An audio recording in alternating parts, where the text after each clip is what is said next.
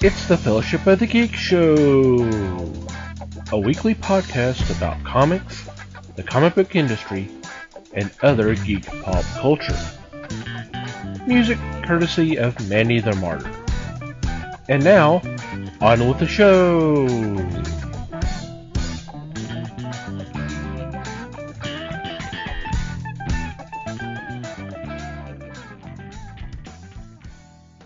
Hey there, everybody.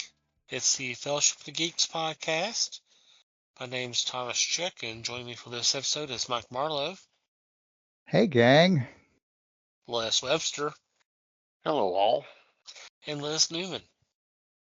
Hello, everybody. How are you guys doing? Oh, Not just bad. dandy. Yeah, great. Hope everybody's doing okay out there. So what's been going on in your corner of the galaxy? Well, I think I know I watched a movie, but probably wasn't that great because I can't remember it. It starred Well, that I've guy that was actually in that thing, and then he that was also in that thing, other yeah, thing. Yeah. well, tell me so I can watch it.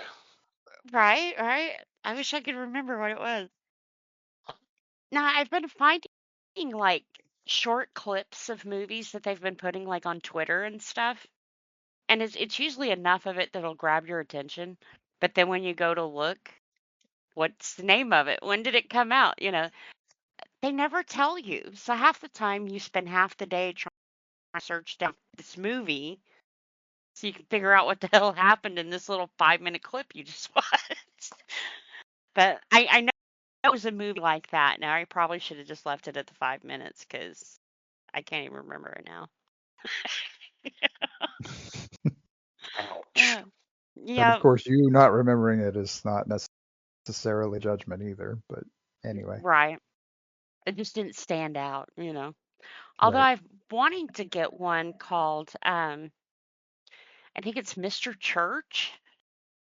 It came out.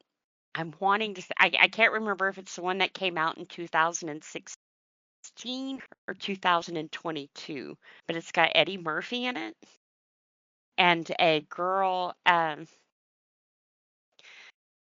I can see her face, but I cannot remember her name. She's played in a lot of movies that Let she's narrows it never down, liked too. the lead, but she's a pretty good little actress too.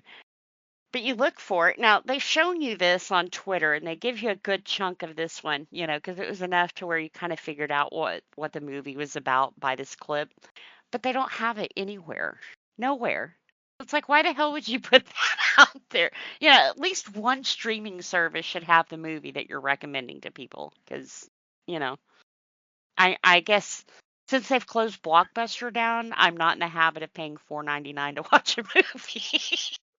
There's that. Not to rent it, Yeah, it looks good, but not that good. Mr. Church was 2016, and it's available. It's available on YouTube, Google TV, Apple TV, Fandango, and Amazon Prime. You got to pay $3.99, but $3.99. Yep. It's it, like, it yeah, is available. See, and I'm the just weirdo that I will go find videos to show me, to tell me about movies that aren't available on purpose. yeah. Partly because I know, well, going in, this is going to be my only exposure to this, and it's one of those ways that it fills my brain so that I know a little bit of stuff about just a ridiculous number of movies. Yeah. So I guess it kind of helped the game concept, but otherwise there's absolutely no value to it whatsoever. See, my brain can't handle cliffhangers. I don't work that way. I I guess because it goes back to me being a completist. I have to, now that I've seen at least 5 minutes of this movie, I want to watch all of it. Even if Yeah, the right. clips suck, because you know, my brain Sure. can't Which handle if that it didn't suck, cliffhanger it would of probably be available. yeah, But yeah, I mean, and right. I'm the ones, And see, and the that's videos I'm another watching way. have like a full synopsis of the movie, so kind of the story, not necessarily just watching a short clip of it. So It's a little Yeah. different. But And then the other try part of me that goes, instead. it's Eddie Murphy. Is it worth $4? He's hit or miss with a lot of his Well, stuff, according to Wikipedia, has approval rating of 24% on Rotten Tomatoes, based on 33 reviews, with an average rating of 4.4 out of 10. Yeah. That doesn't seem so good. So it's probably not worth $4. No. On Metacritic, the film holds a weighted average score of 37 out of 100, based on 12 critics. See, and Hmm. I think part of, like I said, I've only watched about 5 minutes of this. This isn't like a typical Eddie Murphy movie. So if people are going to watch it because Eddie Murphy's in it, most of the time when you hear Eddie Murphy, it's like, oh, this is going to be a comedy. And what I saw of it, it's not a It's a comedy. drama. It's listed as a Yeah. drama. The So people film. probably, Go ahead. people probably didn't like it because they were expecting something funny. Likely.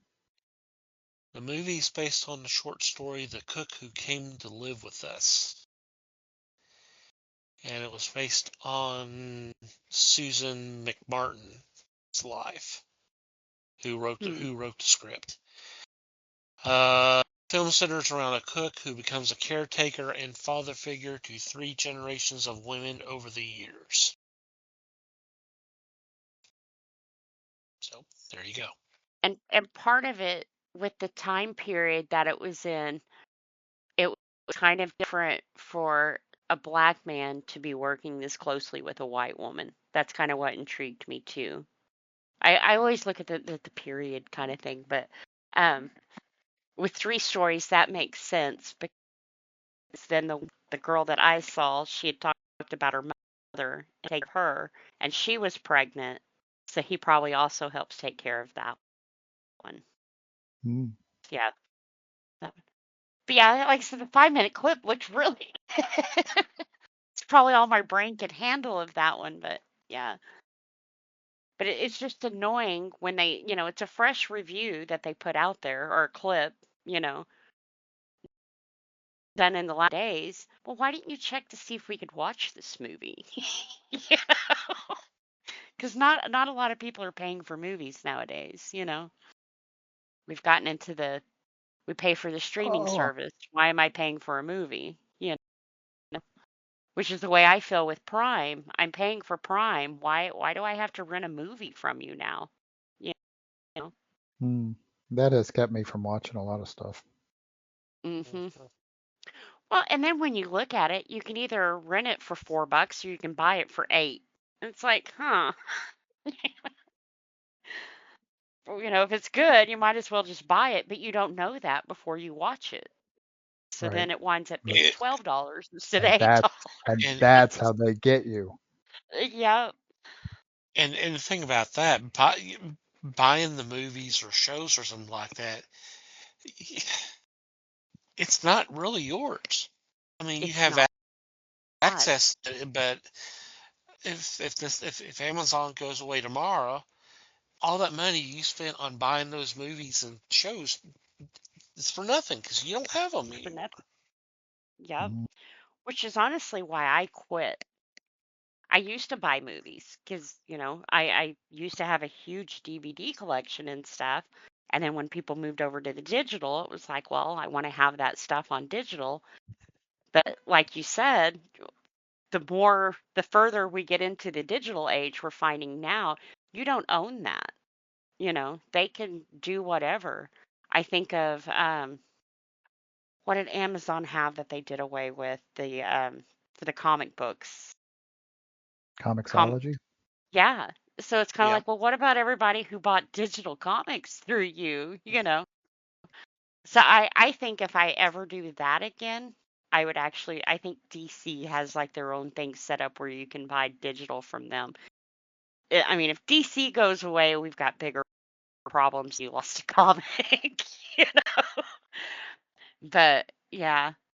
And then I had posted something on Discord where one of the guys who makes games, I forget the games now, but the pretty big games was like, okay, if you're telling people with digital rights they don't own it, then how is their policy?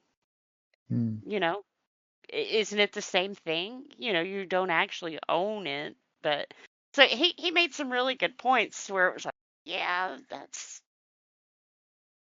pretty true. You know, there's been a couple of games that I played that I bought through EA, and then when they changed all their shit up, which they're still changing up, I lost those games because they quit deciding to have them anymore. Well, if you have it downloaded on your computer, that's great. But I've switched computers since then, you know. Right. So, you know, it's kind of a good luck, you know. Matter of fact, that was my Plants vs. Zombies. I bought that. Mhm. I don't know how many times I've had to buy that stupid fucking game. And then they came out with a new one. Well, it's not even a new one. They've just remastered that one and added a couple extra levels and difficulty levels to it, which of course I'm a sucker. I bought it. But, you know, it was like, how many times do I have to buy this game? Which crazy.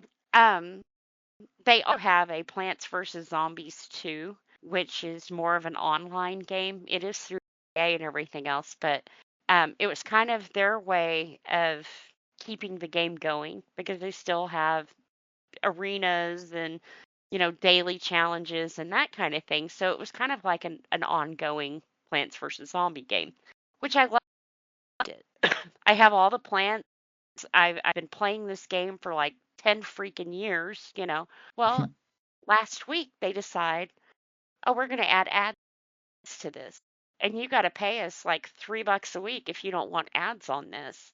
And before, when you first got into the game, if you bought a plant from the store, they did away with ads. So you never had to see them again. But now they've added this, so it's kind of like, wait a minute.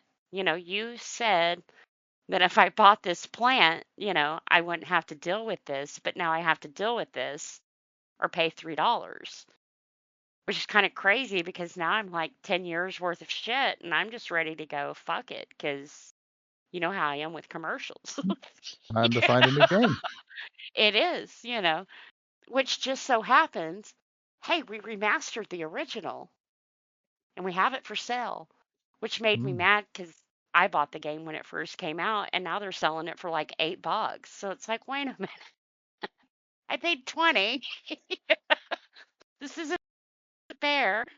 But, you know, working in retail, I understand sales and that kind of crap. So it's not that bad. It does kind of suck now that you've rolled this out in the other game I played, which kept my interest in this game long enough to buy this other one, you know. And $3 isn't, I mean, it's not much, but if you think about that weekly, that's $12 a month. I just bought a whole game for that. You know, I, Yeah, $3 a week is like $150 a year. That's a yeah, chunk. it is. For what? You know, a game that you told me before, if I bought a $20 plant, you know, that I wouldn't have to watch any of this shit. So to me, it's kind of like you broke your own terms of service. Well, and That was the deal, you know. technically what they did was they changed their terms of service. And their usual, the way that usually goes is that we've updated our terms and services, and if you don't like it, you don't have to play our game anymore. Yeah, you didn't have, well, and most of the time, they don't even ask you about terms of service. They just have you update the game. Hmm. So when I updated the game, here's these ads, and it's like,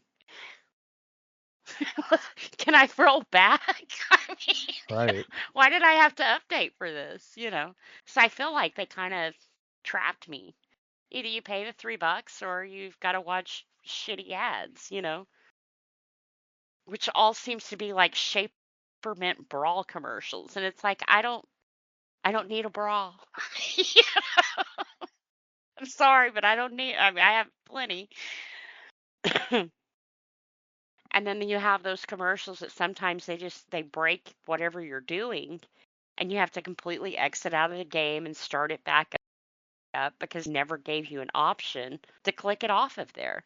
So it's like maybe you should fix that stupid shit before you ask $3, you know? Or maybe that's why they don't, you get tired of Right. it, Well, but it's part of it. Yeah, yeah. they don't have to. That's why they don't. But all the time that I've invested into this game, it's like it's a deal breaker for me. I'm sorry. But not only that, you lied Hey, to me look at it. once, you know. Look at it this way. You got 10 years of enjoyment out of that game. Yeah, that's true. There's no reason not to walk away. Don't fall into the sunk cost fallacy, Yeah, because that's how they get you. yeah. If you're done playing the game, walk away. Go find another game to play. Well, it sucks because I like the game. It's Well, like a sure, game I play daily. You know, but you're not going it's to like it for much longer with those no, ads. honestly, since they've rolled the ads out, I haven't even logged in again because it's like, Right, it's frustrating and I don't want to deal with it. right. Walk away while you still have happy memories of the game. Yep. So I'm wondering how many other people did that too. Because to me, it's not necessarily the $3. It's you lied to me. You told me, 10 years ago, if I bought this plant, that I wouldn't have to do any of this. And now, for being loyal and logging in every day, and even buying other plants since then, and now you're making me watch ads. Hmm. So to me, it's shady, and Well, I don't like then shady. they made a choice, and now it's time for you to Yep. make a choice. So I'm hoping more people have the attitude that I do, and they'll walk it back. There's a Hmm. lot of people Maybe. doing that right now. you know? Hmm. Which I don't know if you guys have kept up with the Discord thing. To me, that's crazy. Um, they're not walking anything back. They're kind of doubling down on either IDs or face scan. And I don't know, with not going into too much details or anything, but with the current climate that we're in, with a lot of files that just came out and the way people are feeling right now, if you take a look what court is doing, they're telling grown adults, if you don't give us your ID or your face scan, we're going to label you as a teenager and we're going to lock you in a server with kids. How is that keeping kids safe again? So if I was a creep that wanted to come on Discord to talk to kids, I just wouldn't get verified, right? Right. It wouldn't affect you at all. So it's kind of like, what the hell are you doing? It makes me mad when people roll these kinds of things out for the safety of the kids. But that's the ones that's going to be taking the damage because now you're taking adults and putting them with kids and telling these kids, this is a Right. kid. This isn't an adult, it's another kid. So Right. I don't know. Adults who don't care about the distinction Yeah, already. I mean, yeah, you're yeah, not hurt. You're not hurting the right people with this. no, not at all. So I'm curious because the more people who come out and talk about this, they did release a second statement after their first, and like I said, they didn't walk anything back. They doubled down, and of course, I watch all these game guys and that kind of thing, and they're shooting holes all through all of this. But one of the main things that I think people need to look at is at first they were telling people if you scan your ID or we get a face scan from you, it never leaves your phone. Okay, well, go back to November when they said that they lost 70,000 people's IDs in a data breach and data that was never supposed to be on their server, anyways, because you told them it never leaves your phone. So, how did it off your server if it never left my phone? So That's an they interesting question. yeah, they have a lot that they need to. They're going to have to make another statement. And if you guys remember when I was telling you guys about the Roblox thing, where Yeah. Roblox had banned one of their players for busting PDF files on Roblox. And one of the main things that everybody kept going back to was not a lot of this happened on Roblox. They got kids to come over to Discord and they talked to them there. So as soon as Discord was brought into the Yuck Yuck, it was like, uh oh, they're about to take our toys away. Mm. And I understand a lot of the outrage right now is parents need to be parents and watch their kids. Yes. And in our day and age, that would have been so easy to do. When my kids were growing up, that was so easy to do. I put the computer in the living room where everybody was. They only were able to watch TV or play video games on the living room TV where everybody was. I could keep an eye on that. But nowadays, when we have 9-year-olds running around with smartphones, how are you going to keep a track of that? You Hmm. can't. I mean, you can't keep an eye on your child 24/7 because 9 hours of that they're in school. You know, another hour of that they're coming to and from school. So there's the, I understand that, but on my side, no, we shouldn't be punished because some people are doing the wrong things. Our group isn't doing those things. The only thing that kind of, I guess, kind of we is us being comic related. Sometimes comic images are rated not safe for work because, Lord forbid, they show boobs or violence or blood or any of those things that now they've deemed not appropriate. So even just in general news can get us flagged, or we won't even be able to post it at all because I'm not giving an ID or a face scan, and they won't allow a child to post boobs. So it's kind of like, I don't know. I'm hoping that they rethink all of this and they take everybody's criticism constructively and kind of think about what they're doing. Because I think in an effort of trying to, if that's really what they're doing, keep kids safe, you're not. You're now about to push a bunch of adults in kid areas where they are labeled as kids. So, and then one other thing that they said a lot of users won't have to verify because they've been able to verify with information they already have. And so that got people going, wait a minute. That doesn't sound shady at all either. Right. What do you mean what information you already have?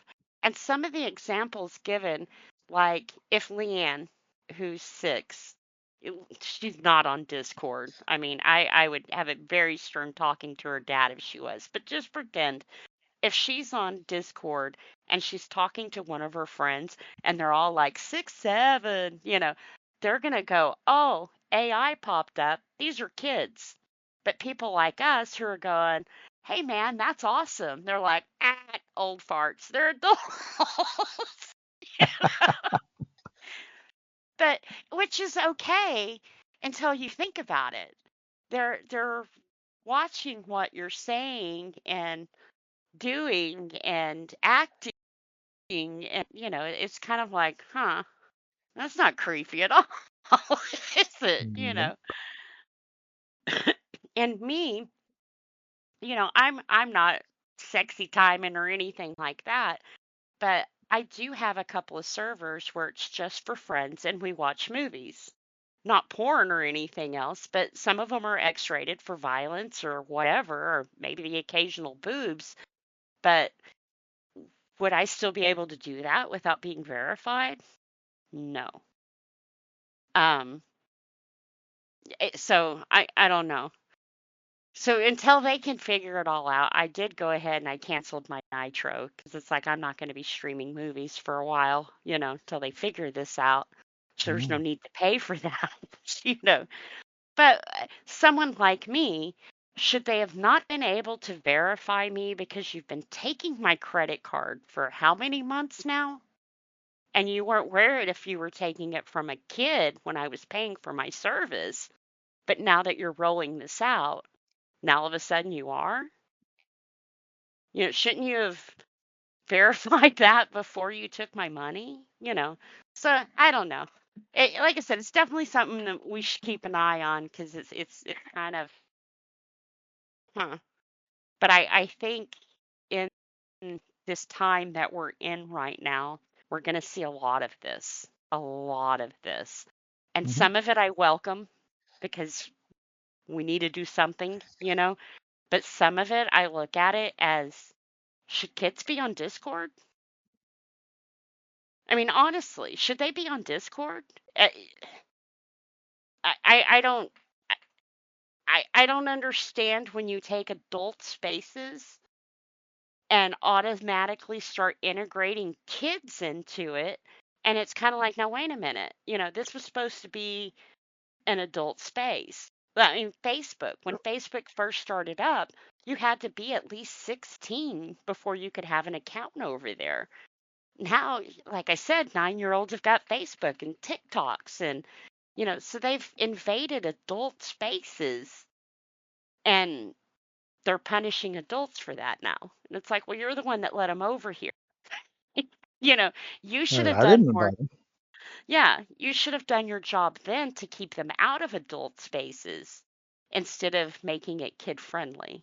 Because and I hate when people are like, oh, well, you guys are just a bunch of pervs if you're worried about that. No, but I'm an adult. And if I want to talk about what a shitty day I've had, I don't want to worry about a 9-year-old listening to me cuss or be gross or whatever. It's not always porn that everybody goes to. It's you don't say things to adults with kids. It's to me it's just weird. It's just Okay, weird. don't anybody tell her what how we rate in the 6 to 12-year-old age range with the podcast. Just saying. There's no telling. Right. There's no way of knowing. Right. But we do our due diligence to mark that. You Yes, know, we do. if we cuss or whatever, maybe even have a maybe innuendo for a title, we make sure to mark that as, hey, it's an adult conversation. So if kids are listening to our podcast, we've done our job in saying, hey, they're not supposed to be here. We're talking about adult stuff. Yeah. Well, Well, we Adult, try it. adult, relatively speaking, anyway. adult conversation. Yeah. Okay. Relatively speaking. Right. That's why I chuckled at that. We try. So I mean, yes, parents do need to step up and be parents, but these bigger corporations need to realize that you're you're punishing us because you didn't do your job to begin with. Right. And we're the ones with the money, you dumbasses. Think about Right. that. Yep. Which is another reason why I canceled my subscription because that seems to be the only thing they understand is money. Mm. And the more people who do that, maybe they'll go, hey, you know. Maybe And this was a my bad idea. yeah, and my concern was after this rolls out, I didn't want to be marked as a child and then not be able to get into the account settings where I could cancel that, you know? Hmm. So crazy, crazy. It's definitely and the platform that all of this happened on, Roblox, has done absolutely nothing. Nothing. So and the thing of it is Roblox was supposed to be a kid environment, just how I'm complaining about adult spaces. That was a kid space that they opened up and allowed adults to come into. which anytime you do that, you're going to have some problems because we have some sick fucks who live in this world, That should have been, a kid-friendly environment, and they ruined it. But now all these other people are paying for the consequences of Roblox being greedy, and now here we are, Which I'm so glad she's getting tired of that game, Mm. But yeah, to me, I just find that wild that the main problem still has that problem, and they're not doing anything to address that. And wasn't there like Club Penguin that the same thing happened? It was supposed to be a kid space where kids could come together and talk, and then they opened it up to adults. Why? Why would you do that? A grown man does not need to be playing a video game with an 8-year-old unless it's his son or nephew. It's just weird. You know, I it's just just told you weird. why. Because Yeah, we've got the money. That's we got why. the money. But so do these kids. The kids Leanne does only have what chores, money they can do to talk their parents out of their money. That's the right? deal. I mean, whether the Well, parents Leanne arrange does or the kids do. chores for Roblox or Robux, So they've got money. Parents will buy toys or whatever for their kids. So as long as these kids are buying, that should have been good enough, They were making good money off kids. So is Hmm. Club Penguin off But, kids. but they can make more money off of kids and adults. Yeah. Then it It's should just have never been marketed as a kid space. it's always more. It's always Yep. about more. Maybe we need to find some more kid spaces that they can move these kids to and leave the adult programs alone.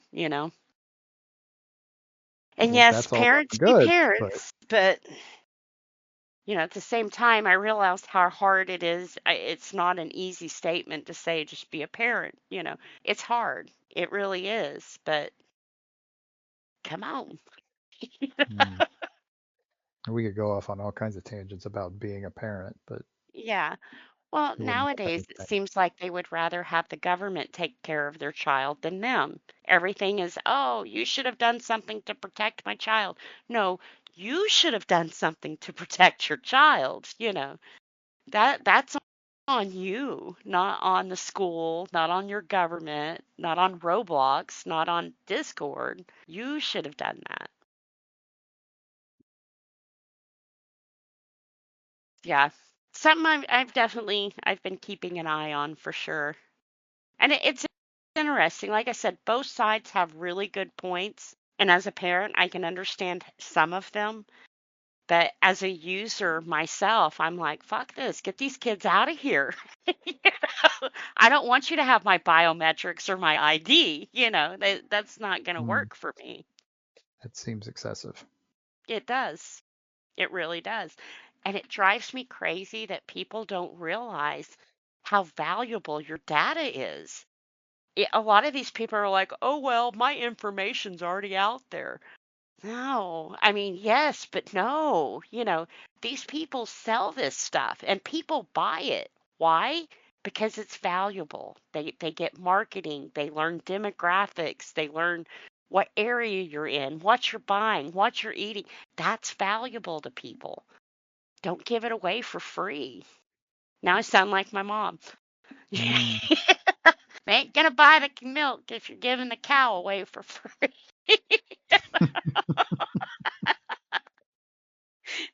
But yeah, So I wish people understood that part of it too. This is your data.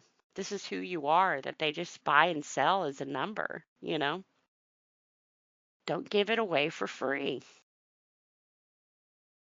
especially to a company that can't keep their data safe. Oh, there's no such thing as a company that can keep its data safe at this point. Mm-mm.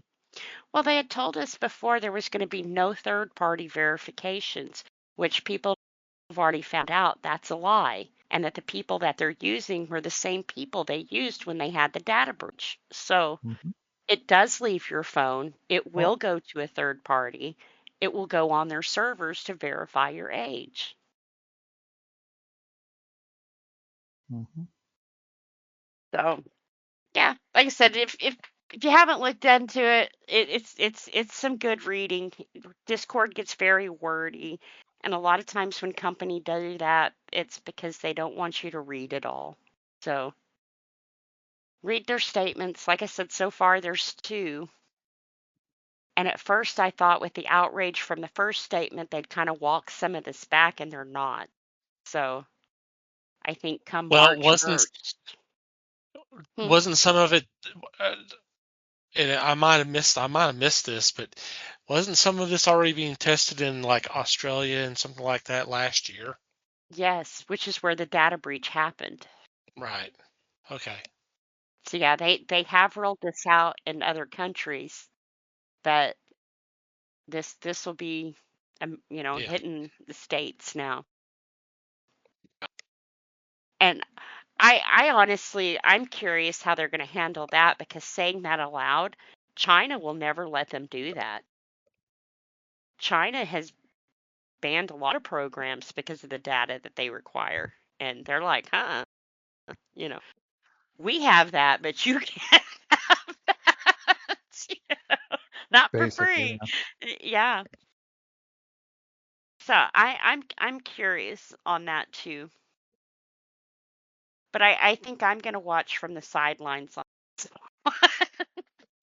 You know, I don't want it to be my ID, my face scan out there. Mm. And the face scan thing I kind of find hilarious. For one thing, that's kind of scary, but they were showing a guy had like a thumbprint, or a face drawn on his thumb, and he went through the whole thing that they tell you to do, and it verified him. So it's kind of like, huh. So how well is this going to work anyways? Are you now going to be verifying an 8-year-old as a 20-year-old from a face scan? And tell me, I mean, boys and girls don't look like they used to look back in my day. Some of these 12-year-olds look like they're 18. So how are you going to verify that again? You know? That's not something that ever changes. The only thing that ever changes is our perspective. Yeah, We maybe all looked so. like we were 18 when we were 12 too. It's just that we didn't care. We all wanted to look 18 when we were 12. Now it's a problem that Nah. we're not 18 anymore.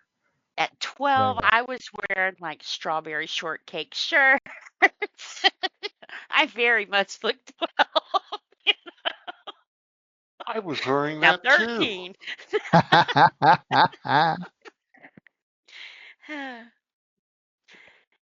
And like I said, some of them are over on TikTok where they've got skincare routines, and Ulta has flat out banned kids from the store because they were leaving things in such a mess, buying like face routines and makeup. I at 8 years old, I wasn't worried about any of that mess. I was outside playing on my big wheel, not in Ulta buying face wash and hydrolonic acid, which you don't need at that age, but they sell it to them. Start there. good luck.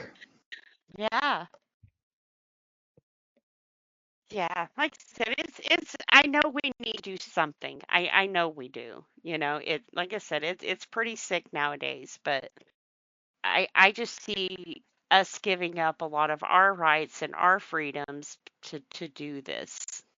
Maybe that's selfish, I don't know, but definitely inconvenient. That sounded horrible, but I didn't mean it that way.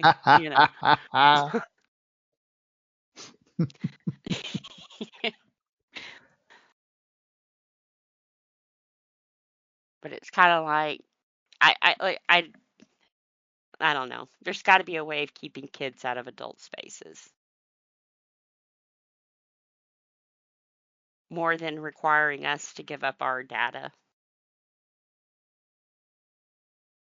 But Okay. yeah, other than that, like I said, I've been keeping an eye on that, and some movie.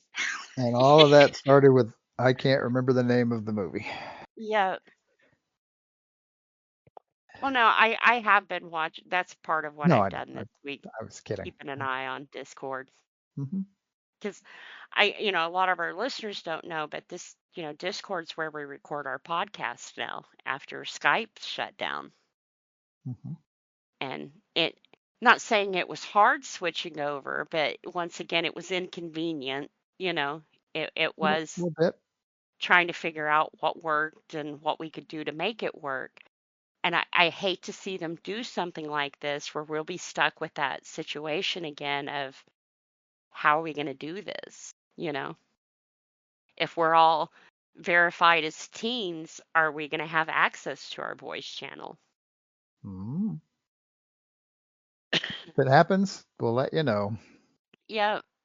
So I'll be on the sidelines on this one. You know, I don't have a lot that they would spy on. They'll find out my obsession with Jensen and my love for funny memes, but that's about it. But still, Hmm. Why do they need your driver's license for that? right? Or my face scan. Hmm. I said that part just creeped me out. That's becoming Oh the norm, though.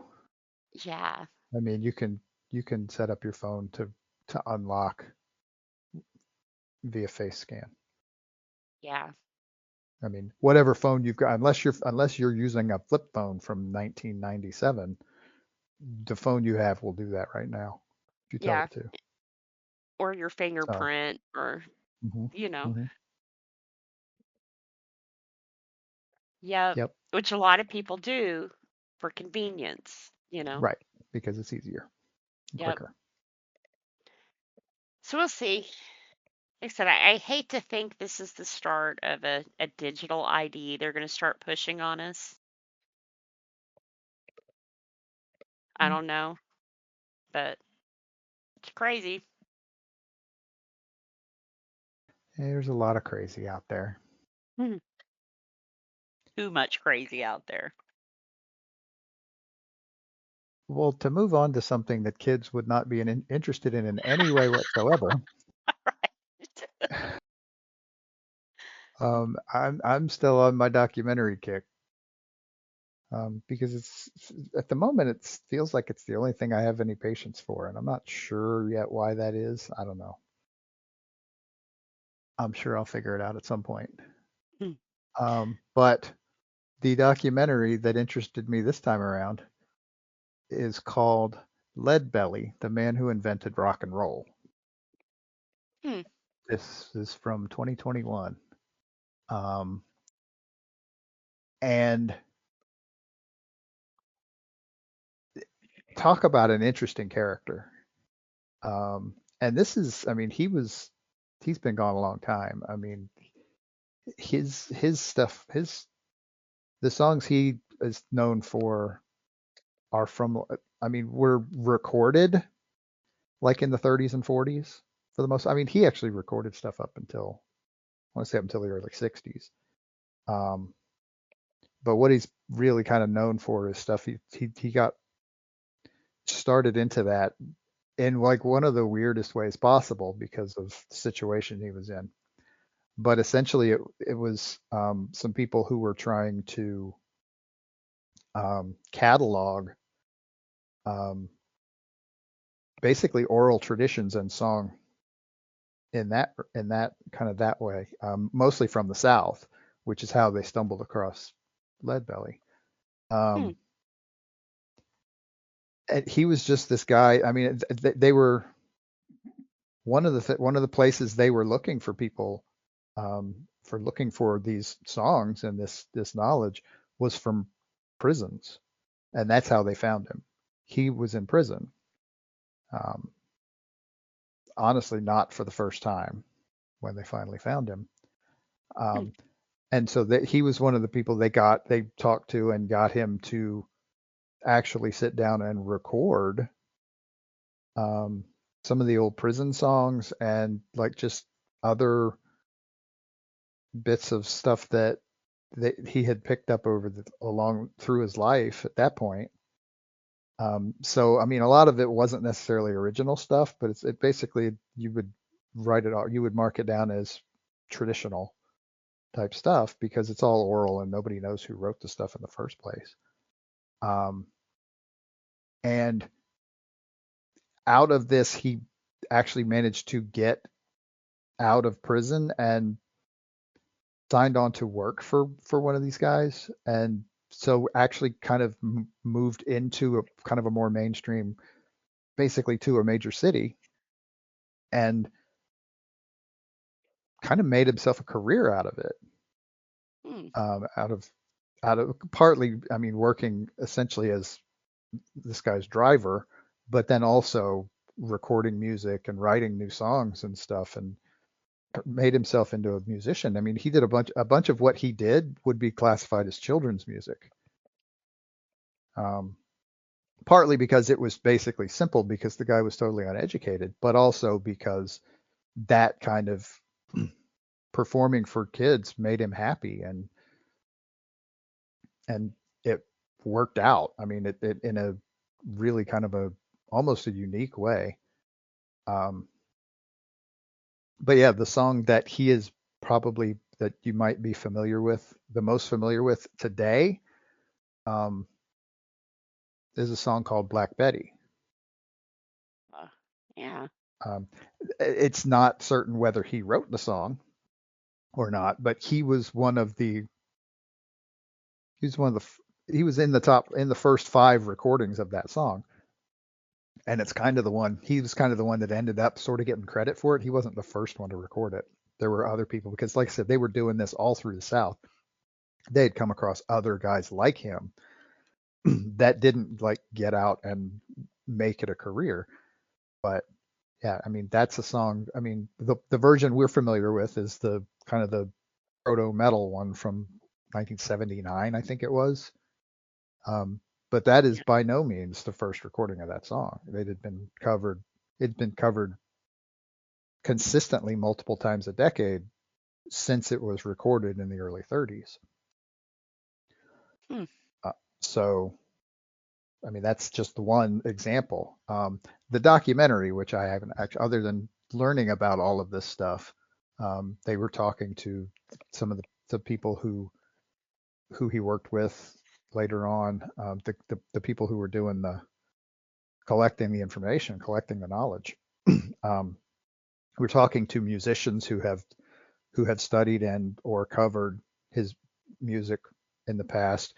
There's a whole bunch of and I almost feel bad saying it this way, but there's a whole bunch of Pete Seeger in this documentary, which actually is cool because Pete Seeger's actually a really cool storyteller in addition to being a great musician and a well-known um, fixture in the origins of folk music. Um, really cool, really good storyteller, and met and dealt with this guy many, many times. So actually had lots of stories about Leadbelly. And so it turns out to be a really good documentary. There's a lot. It's about a guy who's been dead for 40, 50 years. So a lot of the film footage is older, but I don't think that invalidates it in any way. I mean, you're talking that was them pulling from other film sources, other documentaries from the past, and then following it up with more recent stuff like cur- current musicians. I mean, I don't know how old off the top of my head how long ago the Pete Seeger interviews were. Probably a few years. I don't know. I don't think he's still with us, but I'd have to look it up to be sure. Um, but yeah, it's blended. It's all blended together really well, with lots of. They talk to some family members. They talk to other singers that they've come across that have had really nice things to say about him, and it turns out it's a really good documentary. It was really interesting. If you're into the history of modern music, it's kind of a treat to watch, and it's on Tubi. Hmm. That's cool. Nice. You have to Check Tubi out. Yeah, you keep saying that. Yeah. But did you Keeps see not all those happening. cartoons I listed? I might Uh-huh. have to. Yeah, finally, I'm it's gonna do going to it. take that. It's going to take the grim adventures of Billy and Mandy to finally drag you into Tubi. I mean, Heck geez, yeah. whatever it takes. That's cool. I'd so feel about that one too. Yep, he might like it. Yep. And he watches Tubi. Apparently. Okay, Les. Now let's see. I have been watching on, I believe it was on Spectrum, uh, Drew Carey show, Mm. which takes me back, and the early stuff was really funny because you could see that the cast members would go off on a tangent and just say something that would start to break up the rest of the crew. That was fun. I've also got into a documentary called Tula about Tula Santana. This was a very interesting documentary, fairly recent, and tells the story of her early life, which was pretty tragic, and then her rise to fame as a dancer, and then also her rise in the film industry. Yeah, she got popular from Faster Pussycat Kill Kill, right? Yeah, I believe that was her first film she did, yeah. And before that, she was uh, quite the dancer. This is a very good look at the career, and you get to find out people that she knew and dated. You got to have interviews. They showed interviews with her daughters. Mm. Just really strong, and it was very touching. We lost her in 2011, so the woman almost lived to be 100. She was born in 38, but Mm. it's really, really good, really strong. And when you see her in Pussycat, the martial arts that were done in it were done by her. She had learned how to defend herself, and it was very evident in that sequence, in the sequences in that movie. Of course, she went on to do Astro Zombies and some others, but she is most known for Faster Pussycat. So it was fun to listen to people like John Waters talk Mm. about her. Oh, you could never go wrong with John Waters in a documentary. Doesn't matter what the topic is. It's true, He's because he would he's talk just awesome. about when he saw Faster Pussycat, he had somebody with him to go see it, and they ended up going every night to see this. And that somebody was uh, Divine. Hmm. Mm. So you're going, whoa, this is a weird group here. So I do recommend it. It's a strong story, and at the end of it, I was pretty sad to understand that she had passed. And I know it was over a dozen years ago, but just the thought of we lost somebody like that. Yeah. I We're think it may losing a even lot be of on, good ones. may have even been on Tubi. I'm not sure. But What I'm looking at says it's on Prime. oh, that's where I saw it. Yeah, Prime. Now, wasn't there a band in the 90s named Faster Pussycat? And one of their albums was called Kill, Kill, Kill? Yes, Okay. it was 80s or 90s. It might have been late 80s. Hmm. I don't know that that band went anywhere, but it did. No, That did happen. Your memory they had is correct. they had that one song. Where were you? Where'd you go? Daddy, can you tell me? That's the only one I remember by them. That's probably the only one you heard, honestly. But Yeah, yeah. one hit wonder. That's But one more than I knew. from Astro Zombies and Faster Pussycat, I think it's Rob Zombie's got a couple of songs that start lips from those movies. I'm sure he does. Yeah, I could see where he was influenced by those kinds of movies for sure. yeah. Yeah, she was pretty. She could dance. Full of attitude Far, too. Hmm I would almost say one of the original pinup girls, the figure and stuff she had. That's a compliment. Not, I Oh, wasn't right, making right. a Sure. dig. Yeah, Yep. that's pretty cool. I have to That check is that out. interesting. Anything else, Les? yeah, thanks. Okay. Instead of me bringing something to the table, what's been going on with me, I have a news item that I think we would all be interested in hearing. Okay. Everybody knows Riff Tracks, right? Yeah. Everybody here does, yeah. hmm hmm Riff Tracks is currently running, well, by the time this comes out, it'll probably be over. I didn't catch that part. Is running a Kickstarter. And of course, they've already exceeded their goal of 20,000. At last check, it was like 1.9 million.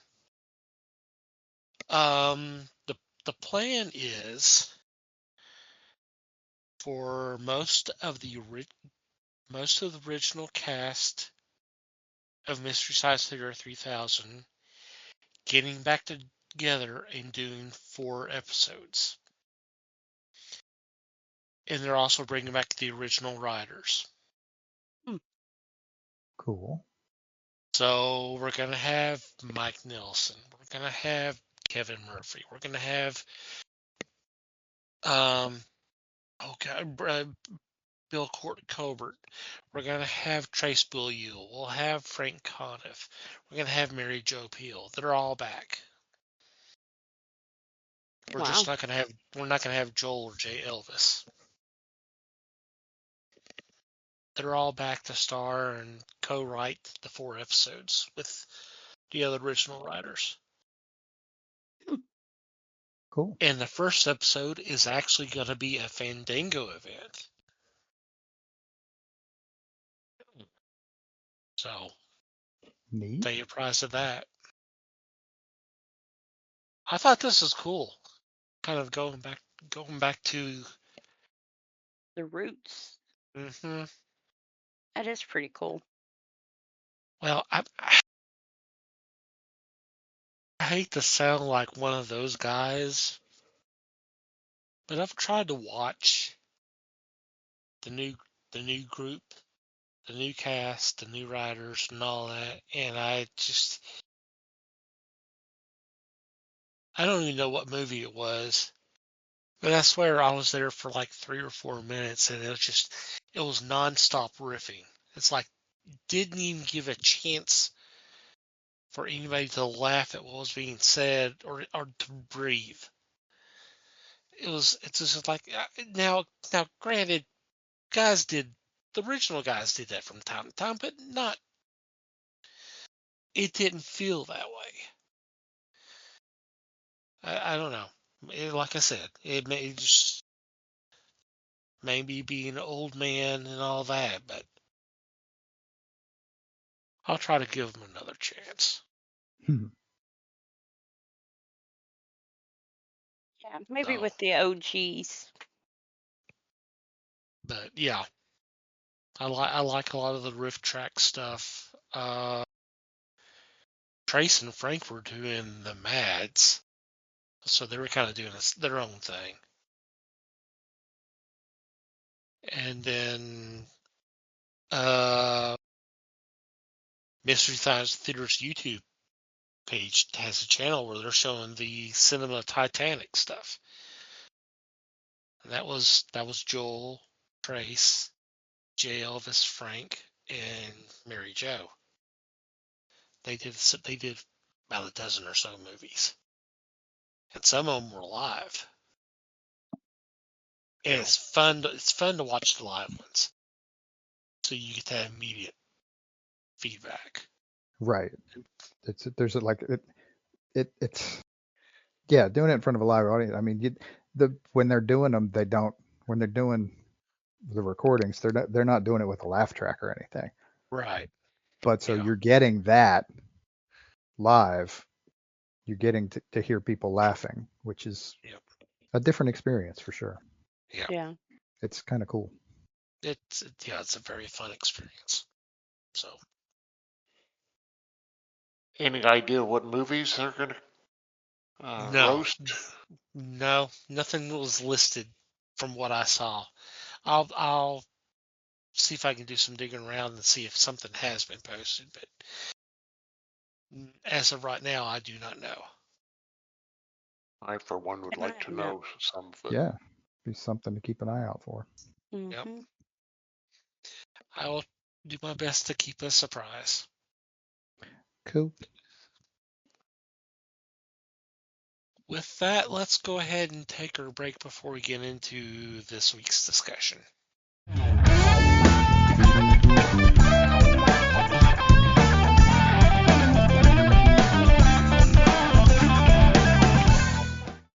And welcome back. And for this week, we are going to be discussing. Oh God, this is a good start to the show. That's got to tell you how well I'm feeling, but we'll try to march on through. 30th anniversary of Superman the animated series. Man, this was a great show. I loved everything about it. I loved the cast. I loved the stories. I loved the look at it. Isn't this the same people who did Batman the animated series? Yeah. Thing is I don't hear that much discussion about this series like Batman. And I get it because Batman was such a different animal from the other versions of Batman. I get that, but I swear Superman was just as good as Batman. It was. So let's talk a little bit about this series. Well, I liked this one. And I was looking at the timeline, and it actually looks like Batman had ended and they started this one up. Mm-hmm. But yeah, they have both of these on HBO now if anybody wants to catch it. Superman was actually 3 seasons. Yeah. There's And 4. was it 4? There's 4. Okay, so technically the 4th season was like 3 episodes long, but Okay, 'cause they it came distinctly after season 3. It was like 4 months later. Trying to see if I just missed that. That's not a big deal. It might have gotten relabeled as 3 seasons later on too. I don't know. Just Yeah. added it to it. Yeah, Yeah. just stuck them on the end. Yeah, kind Yeah. of like a postscript.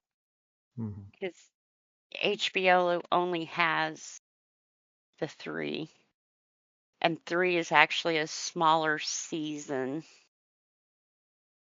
All the others were, well, season 1 was 13 episodes, season 2 was 28, and then season 3 it stopped at, hang on, it stopped at 11. So it was a shorter season for them. Yeah, the list I'm looking at says that season 3 was 10 episodes, and then there was a 4th one for 3 episodes. They probably did something to wrap up the series and just stuck it on the end Yeah. when they packaged it later. Yeah. But yeah, Yeah. I bet you're right. But season 2 by far was probably my favorite season. And I think, yeah, that's when they do the crossover with Batman. And that was kind of interesting the way they introduced those two. And he was there, they called it the crossover. And he was there for 3 episodes of the 28. So that's probably why that season was so long.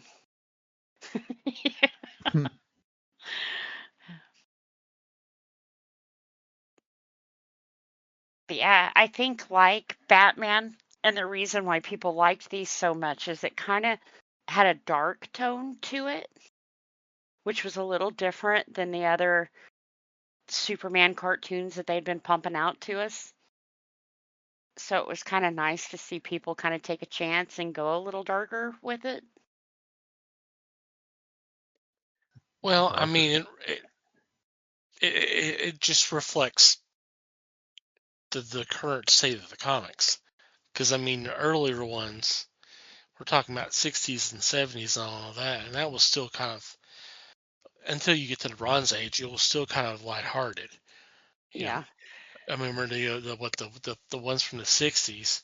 I mean, every episode ended with him making a comment as Clark Kent and doing breaking the fourth wall while winking at the audience member, like, "Hey, I know you're in on the secret. Ain't this fun?" That type of thing. Yeah. And obviously, they moved away from that with this series. Yeah. So Which I did. I liked that. you kind of don't need that anymore yeah. by the time you Yeah. get to the 90s. It was Well, fun in the 60s, in the 50s and 60s, and then obviously the Batman, the 66 series took that to a whole new extreme. right. Yeah. And by the time you get to the grimdark 80s, it just doesn't fit anymore. Well, another example is Star Trek. The original series had them all in with them standing in the bridge and making some kind of smart ass comment, and everybody just breaks out in laughter. Yeah, usually some kind of little joke at the end. Yeah, and usually at Spock's expense. Usually. So obviously, with Next Gen, they moved away from that Hmm. for obvious reasons. Feels a different vibe and all that. Hmm. TV had evolved by then, Yeah, that's true. so stuff like that was simply less common. They did their character building during the episode, as opposed to doing it in the last 2 minutes. And speaking of Next Gen, I'm just breaking here and promote something here real quick.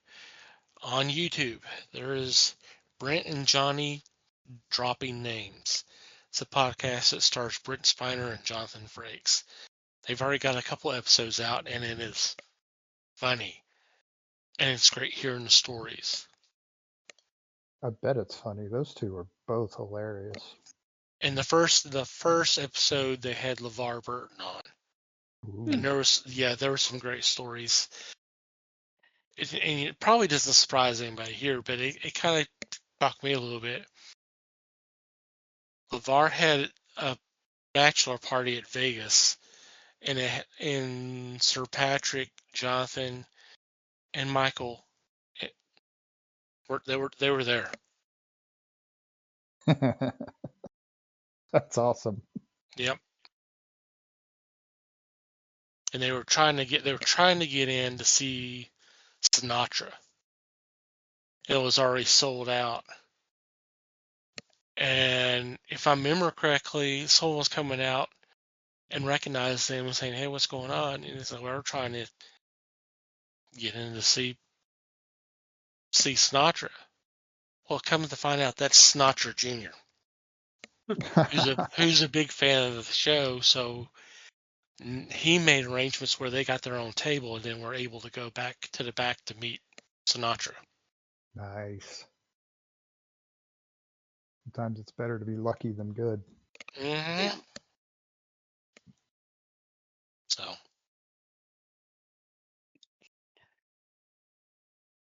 So Cool. just Scrounge us up a link. We'll put it in the show notes. yeah, I can get you that real quick. Not a problem. Not that it is in any way related to Superman, the animated series, but that's It's okay. not well. It's not unrelated either. Yeah, well, I said I was taking a tangent there real quick, so I mean, I preferenced it. Mm-hmm. But I mean, there our audience is probably not aware of this show, which, to be fair, I didn't know about it before it started putting out. I'm not even sure. I guess it came through something I watched. I mean, I've seen some Star Trek stuff, so I guess that's how it suggested to me. It was like, oh shit, yep. It's like, oh shit, gotta check this out. So. Cool. So, Les, your thoughts? And I think about the animated series. I look back to the Fleischer cartoons and that feel that this series had.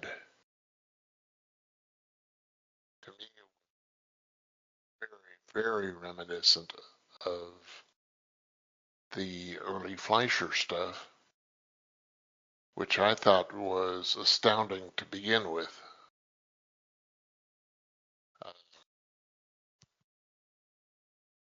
Then you move forward to the Hanna-Barbera, and which I really wasn't into. Just this one was far superb to those. Mm-hmm. Luckily, they did not have to do, or they chose not to do a much cargo look to it, which to me was what Fantastic Four version was at one time. Uh, although their first bout was with figures moving barely, and then all of a sudden they would all stop and be stock still before continuing with the action. This was reminiscent of the Batman series. which I thought was an excellent series to begin with. Hmm. In this one, they gave you some new characters.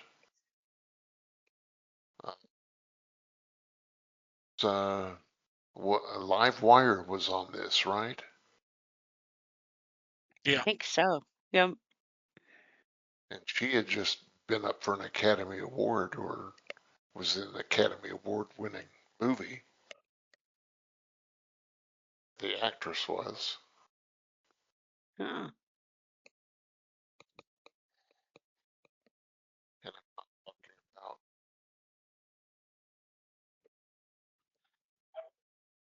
Liesl Edelstein. oh, That's who played Mercy. no, this is the Live Wire. Oh, Livewire. That was, she played the sister in the Baseball with Women game. So She was in, in that thing with that other person. A League of Her Own. League of Their yeah, Own. League of Her Own, and she was also in Tank Girl. She played the Oh, title Lori role, Petty. Lori Petty. Throw us enough hints and we'll finally get it, you know. Scratching my head as hard as I could. I know, right?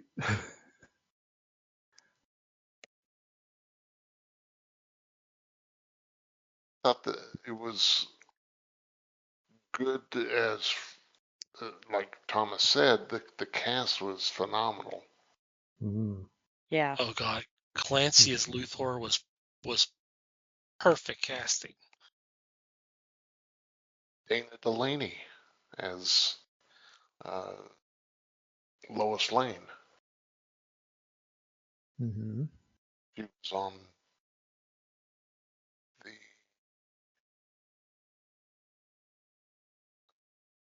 combat TV show, What was that? China Beach or something like that? China Yeah. Beach. Yeah. So to me, they had some great members, and they utilized them very, very well. They did. So to me, this was a thumbs up from the start. Who was it that played Supergirl?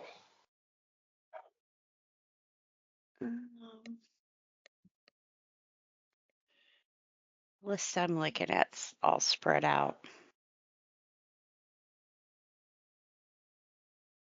The list I'm looking at doesn't have Supergirl on it. Yeah, I'm not seeing her on this one either. Weird. So I'm not recalling. Was she in this one? I don't remember in this one. Oh no, she's in season 2, episode 28. Nicole Tom. Because that's where they introduced the white top, if I Yeah, remember correctly. like a t-shirt looking top. More like a t-shirt, Hmm. which they eventually put in the comics too. So Yeah, there's a lot of bleeding back and forth between yeah. these animated series and the comics. Yeah.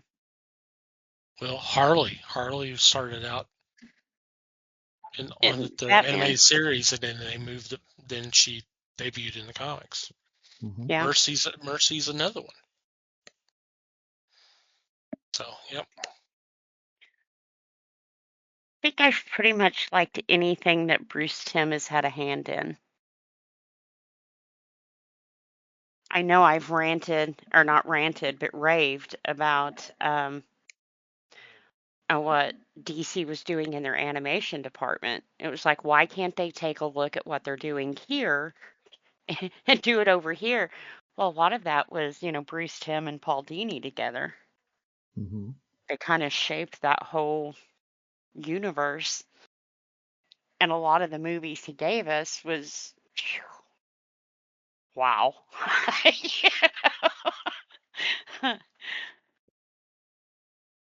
He definitely had a style. That's for sure. Oh yeah, Oh, he by had far. established that before he got Mhm. even into animation. Yeah, So yeah, and it worked. it did. And he was apparently pretty good at developing these stories too, because he did it a few times. Well, and not only developing, but some of the movies that he made, he was great at adapting what was already there and putting it over here and animated without really changing a lot of it because he realized these are great stories. What am I going to do to it? You know? Hmm. And then built on it. Yep. And as much as I liked Batman the animated series, I think what he did on Batman Beyond,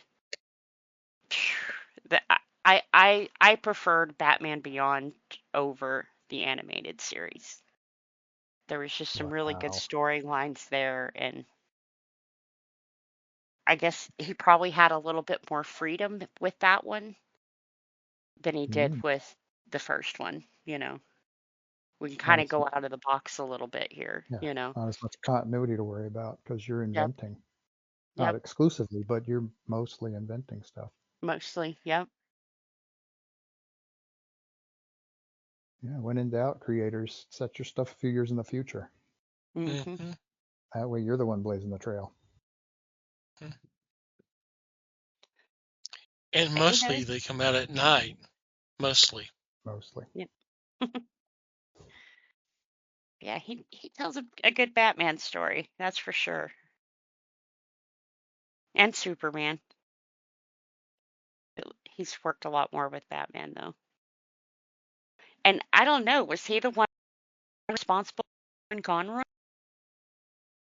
Well, I'm I don't sure I don't know. Andrea had something to do with that since she was the local Yeah, casting Andrea director. Romano was the Right. one doing a lot of that. Yeah. But Um, wasn't the animated series the first time we had heard Kevin? as Batman, yes. Yeah. I mean, he had done work in front of the camera Yeah, before that. He was an actor. yeah. He been, but he didn't really come to fandom's notice until this. So Hmm. Yeah. And he's the reason, or he's the voice I hear when I read Batman comics.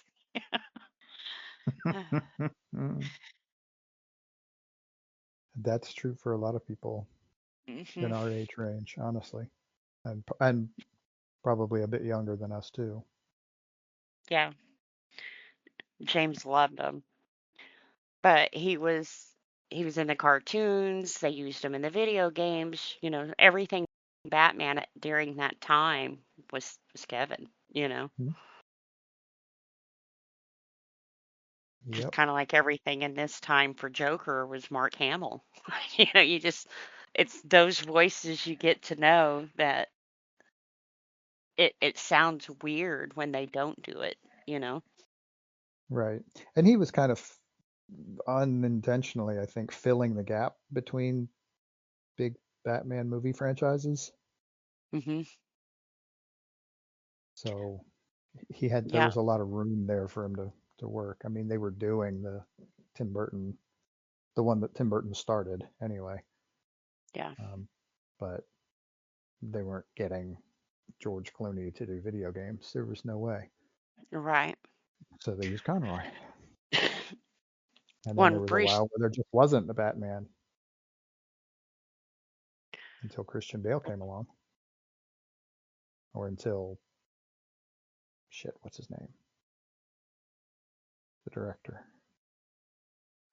Nolan. Yeah, Nolan. Christopher Yeah, Nolan. Just blanked on his name there for a second. So there's a gap there that he was filling. yeah. He did it pretty well. Oh Oh, he yes. did. He did do Yeah. live action Batman too. Oh Hmm. yeah. Hmm. in the Crisis crossover, the Yeah, CW. the CW, right? Yeah, he was the Kingdom Come version of Batman. Hmm. On camera and everything, in the suit. Mm-hmm. That's pretty cool. That was actually kind of fun to see because they did incorporate a lot of people because Burt Ward was on there. Can't remember the name now, but the one who played Huntress on the TV version of Birds of Prey. I mean, they brought in everybody. It was kind of fun to watch. And it was a pretty good story. Hell, Marv Wolfman had a cameo. So, You know, it would have been funny. what? Get Stan Lee. Hmm. Just have him show up somewhere and going, I'm not supposed to be here. Yep. That would be funny. Yeah, I will throw down my confession. Um, Mm. I'm not exactly just a timing thing, but I missed this series entirely. I think I've seen a couple of episodes here and there randomly, and more than likely clips. But I really didn't watch any of this. I'm a little sad about that now that I realize what's happening in there. Yeah. And if I ever work up the gumption to buy HBO Max or Hulu, I will break it out and It is squeeze it pretty in. good. Not really in Somewhat, your wheelhouse.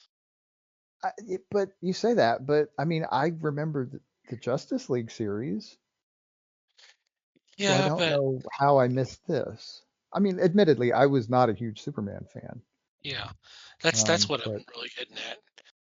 now Batman's I'm more looking. of a character I can see you watching and gravitate toward more than Well, a it it, godlike character. it Yeah. helped that we were in college when Batman came out. Well, that's true too. So it was easier to watch when it was on at like 2:30 in the afternoon. By That's the true. time the Superman series came out, I had a day job, and it just, I mean, they weren't rerunning it in the evenings, so I wasn't watching it. And occasionally, I mean, honestly, I say I was vaguely familiar with the Justice League series. That came later because of stuff like Cartoon Network Yeah. Yeah. and uh, and Boomerang. I mean, but somehow I never managed to catch the Superman one. Even I'm sure they were on the networks too, but I just somehow never locked in on it. Wasn't this on the like WB Dancing Frog when it first came out? The I dancing frog. The Dancing Well, Frog. when WB was the Dancing Frog, then I think they went Yes, over to it was what Yeah, was it, on CW? WB. Yeah. Kids WB. Yeah. See, I had a 3-year-old when this came out Sure, you who had a loved reason Batman. to have it on. Absolutely. It was a So I 3-year-old. remembered it from Mm. then, but I also, and like I said, I went back and rewatched some of this. But it's the kind that you can go back and rewatch. So, Right. That's what I figure. I mean, because I mean, the same people created it as created Batman, and mhm. Batman's very rewatchable. Yep. Yep. Its own entity that is out of time, but it's not set in a place where stuff looks like it does today. It was Yeah. it was designed to look like something in a time period that never really existed, Mhm. and which just sort of makes it easily detachable and consumable anytime. I am going to guess that Superman was similar, if not all the way that way. I don't know. Mhm. Pretty much. You could definitely tell they were in the same universe together, if that Right, makes which is a sense. good thing. Which is a good thing. Yep. Well, and I also like the fact that both Batman and Superman, they weren't canceled. That the creative people, were kind of like, well, we've told you what we wanted to tell you. They This ended is on the their own terms. stories. Yeah, Yep. this is what we Mhm. had planned. So, It's always better that way. It's very hmm rare, unfortunately, but it is always better. yeah, you have to pull and stretch out stories that you didn't really want to tell to begin with. Mm. Which was nice that they were able to do that because we've learned, like with Halloween, when they're pushed to do something they don't want to do, it's not their best work, but they're kept there. Mm. There's a reason why they didn't want to do it in the first place, Right. But and the then they get higher pushed. ups see dollar Hmm. signs and they're like, no, you have to do this. So I'm glad they let them quit on their own terms. And it Right. wasn't a forced, no, you got to get one more season. Well, this was Warner Brothers. They knew they had him in a position where they could just pick up the next thing they came up with, Yeah. Because, like I said, he was and they. cranking movies out for him left and right, you know. Mhm. He started out by building something that could be built on, hmm something that he could build on, even if And even I if it's think going to they other did characters. go back there and do like a Batman Superman animated, of course, movie together and that kind of stuff. So it's not like they completely just were done. They Right, did right. reuse the. I hate to keep saying this universe and other things they did. So it wasn't like it just ended. Right. Yep. Worked out great for them for a long time. Mhm. As they did several movies between Mhm. both Conroy and uh, was it Tim Daly? Tim Daly. Yeah, he did Yeah, Superman for a while for he them. was Superman. Mhm. Yeah. And look, he did Wings. That was where I first saw him. Hmm. Me too. And The they brother carried forward. pilot show? Yeah, Yeah, Yes. he was one of the Ah, brothers. He was the older brother. huh. Now that I see him, yeah, okay. Yeah, I you can have see to see that. his face to get it, but yeah. Yeah. movies. In fact, he did a very good spoof movie, which Hmm. was to me was incredible to watch. Where he did it was in an alien invasion type movie.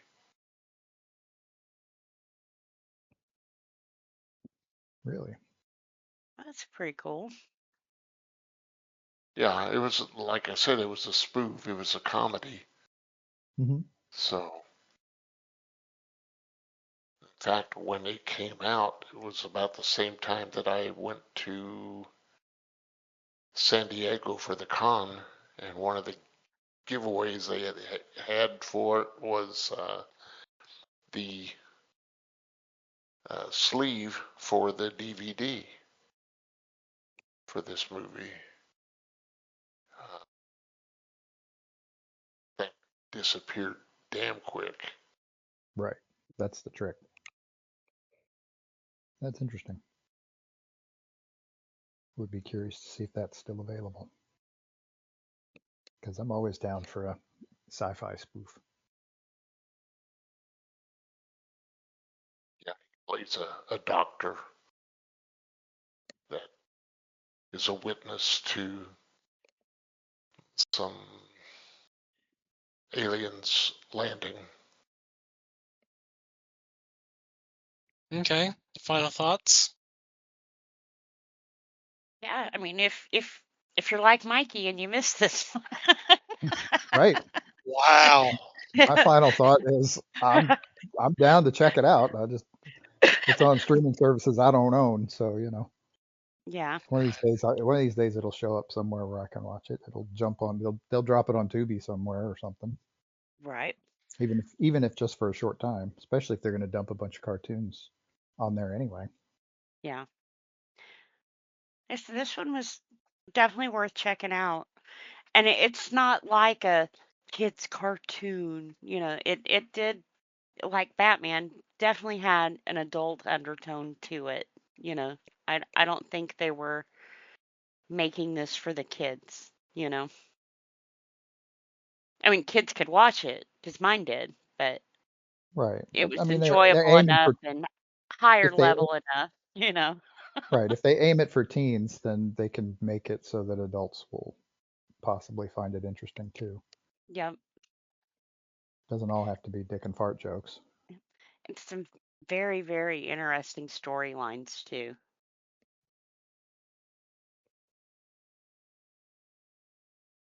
Yeah, definitely check it out. Find it. Mhm. Sit down and enjoy it. It's just a fun ride. Yep. Yep. And then after you watch this, look up Bruce Timm and watch his movie. It's a good ride. Yeah, I mean, they did a good number of them. He did. Some that we've even talked about on the show. So, Hmm. Alrighty. Any special shout outs or mentions this week? Not me. no. Okay, we'll go ahead and move on to our regular shout outs. I want to thank Pop Goes to Culture for allowing us to be part of a great little podcast group. Check them out. We'll have a link in the show notes. We also want you to check out the fine men and women who have spread the word of the fellowship on Twitter. They're best known as Podern Family, and just do a search of hashtag Podern Family, all one word. Just scroll through, and whatever catches your eye, go ahead and check them out. Thank you guys for your support as always. I want to thank Manny the Martyr for supplying music to the podcast. There will be a link in the show notes where you can check out some of their other music. And you, dear, thank you for downloading and listening to today's episode. We value your feedback. You can reach out to us on email, which is email@thefellowshipofthegeeks.net, or go to the website, go to the About Us page, and there's a contact form you can fill out. We were talking about Discord earlier, so if you do have a Discord account, we do have an open invite on our homepage. If you don't and want to hang out with us, Discord's free to sign up, and the app's free in the App Store.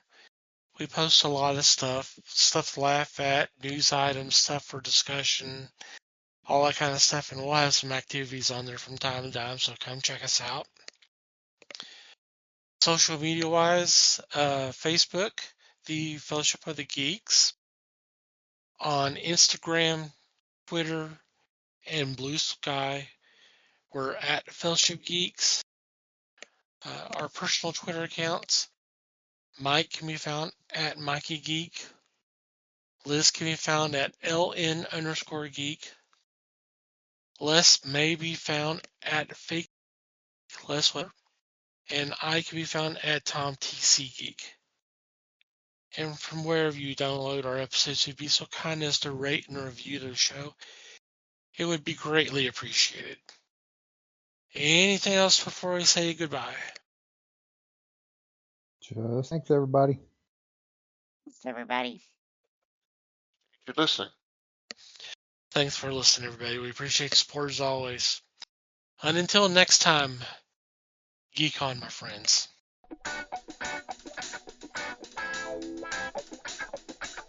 We thank you for listening to the show. Comments, suggestions, and questions can be sent to email@thefellowshipofthegeeks.net. You can follow us on Facebook at The Fellowship of the Geeks. and on Twitter at Fellowship Geeks. Until next time,